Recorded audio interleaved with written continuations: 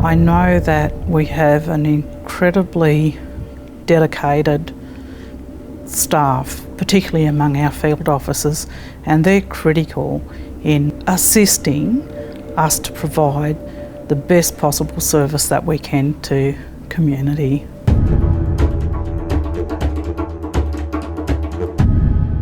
My name's Iris White. I'm my family Walker Davisons, and I'm from the far south coast of New South Wales.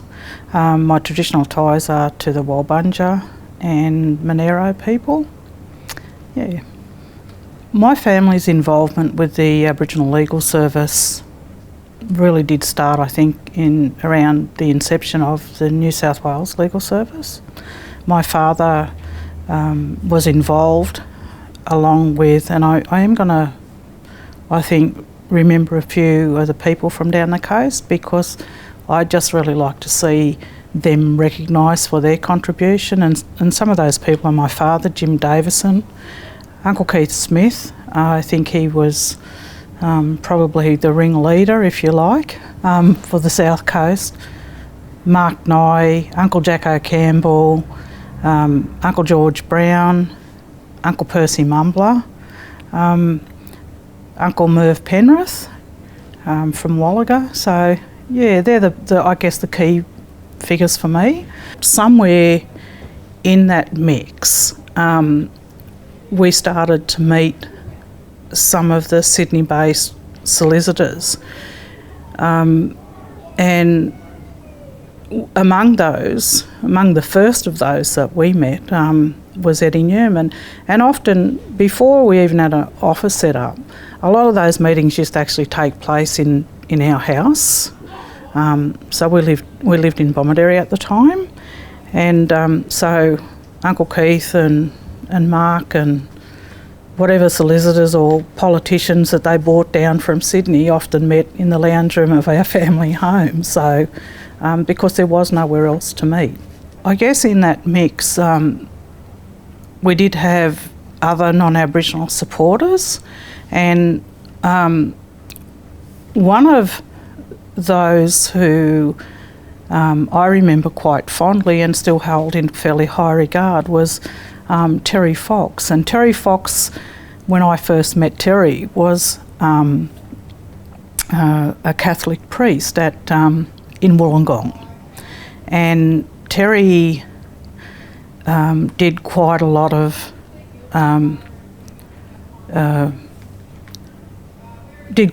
to support Aboriginal people. I think he had a love and still has a love of Aboriginal community. He eventually left the church and worked in a voluntary capacity in many of the times to follow, in some form or other, in the communities on the south coast. He had a love of Aboriginal people and a love of the coast and some of our communities. The other people who played a role in supporting our communities was the Trades and Labour Council in Wollongong. And I can remember people like, we used to call them Uncle Merv Nixon and Uncle Fred Kelly. They were involved in the Labour Council at Wollongong, and they were a great support in those early days of setting up the legal service.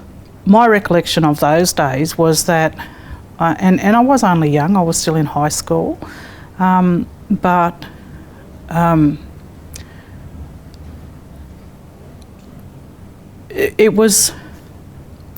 there was a really big need in our community for services. There was a lot of racism in country towns, and just some of those sort of, I think, first issues that become overwhelming were, and I'll use this as an example, we moved from Wallaga Lake, which was an Aboriginal reserve or mission, and to Nowra, and my mum One of my first memories is of my mum going in, when we moved to Nowra, was my mum going into a dress shop, a clothing shop, and she wanted to try on a dress and she wasn't allowed to. And this is a town where she had actually grown up, and that was really hard. And then I think people started to come together as a community because they were really tired of really being treated as second-class citizens in the town. We had, like today, we have, I think I couldn't count all the number of Aboriginal organisations we have in Nowra, but at that time, and on the South Coast, we didn't have anything. So the legal service being set up, albeit at that time that we were associated with a statewide legal service, the fact that we had local representation and then eventually the breaking away, if you like, from Redfern and establishing an office in the business district of Nowra was such a big thing for the whole community. It was really difficult because you were going from extremes where you had incredible overt racism and opposition to Aboriginal people, where women weren't allowed in shops to try on dresses, and men weren't allowed into the hotels, and that was sort of just the culture within the town. And then to have an Aboriginal organisation and an office set up in the central business district was something to be really, really proud of. That was in the mid-70s. We opened the office up in Nowra. But I think it's also, I guess, while your family involvement, our families supported the men going and doing that, but at the same time, because it made, I think there were a lot of breakthrough for community generally, but I've also often contemplated the other side of that, and that is that it come at a cost sometimes to our family life. When they opened the Nowra office up, there was Eddie Newman and Sean Flood were our first two solicitors. Mark Nye and Uncle George Brown went on to be among the first field officers. I was only 16, very green, and probably didn't really, while I had a sense of pride in being involved in an organisation, I was also probably naive to the real significance of just what that meant. And if I reflect on that now, in my capacity as chair of the New South Wales ACT Aboriginal Legal Service, I think how privileged am I to have started working in an organisation that for a number of reasons I think had to start here in Redfern, then regionalise. I think the issues that we had to contend with were common. There were things that were particular to our regions. So when the legal services did break away from Sydney and regionalise, that was appropriate for the time. And I think that while there have been a number of incarnations, if you like, of the Aboriginal Legal Services in New South Wales and the ACT, for it now to be one central organisation again, I just think that's pretty special when you look at the history of it. While we are a central service, we remain to have the regional offices, but not only do we have one regional office, we have a lot of satellite offices as well, so a lot more towns are better serviced, so we can provide better services to community. But we have such a strong staff now. I think we have, at last count, we had 85 solicitors across the state. We have more field officers than that, and all our field officer positions are Aboriginal people are employed in those positions, and we've got a really strong admin staff.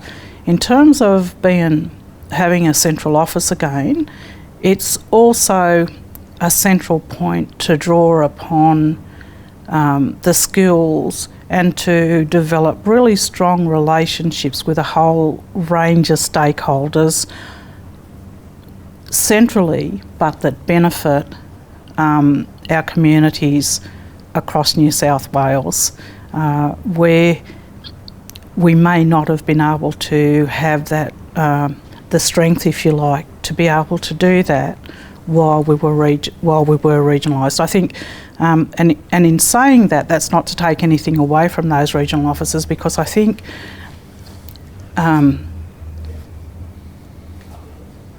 the regional officers developed a level of resilience that serves a current state body well. In this environment, it gives the opportunity too for people from within our staffing to gain experience, both in the city and the country regions as well. And I think that's good for all of us. Yeah, good for our staff and good for our clients. I know that we have an incredibly dedicated staff, particularly among our field officers, and they're critical in assisting us to provide the best possible service that we can to community. I think that we have been fortunate in many ways that we have had solicitors who could have had bigger and better careers and much more money elsewhere, but their commitment to Aboriginal people and to the Aboriginal Legal Service has just been unbelievable. People like Gary Pudney, who is based in Nowra, and Gary's been around for a very long time. And I think that for each of the board members we could name, a solicitor who has given so much to the service when they could have been elsewhere. I think that says a lot about the calibre of the people that we have representing our clients, and I think we're very fortunate to have those people here.